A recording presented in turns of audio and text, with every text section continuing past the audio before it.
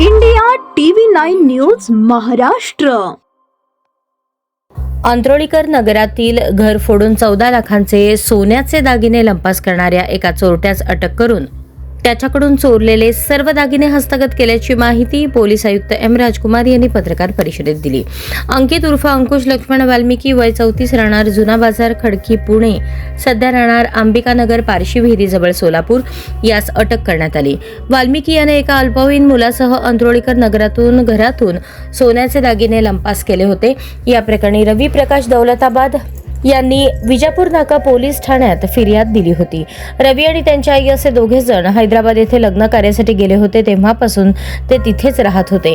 4 February रोजी दुपारी अंत्रोळीकर नगर येथील घरी आल्यानंतर त्यांच्या घरातील साहित्य अस्ताव्यस्त पडलेले त्यांना दिसून आले आणि बेडरूम मधील कपाटात ठेवलेले 18.5 तोळ्याचे दागिने, अंदाजे किंमत 14 लाख रुपये, हे चोरीला गेले होते.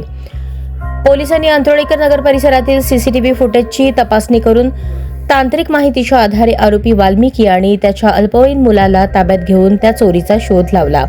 पोलिसांनी या दोघांकडून चोरीस गेलेले सुमारे 14 लाख रुपयांचे दागिने हस्तगत केले.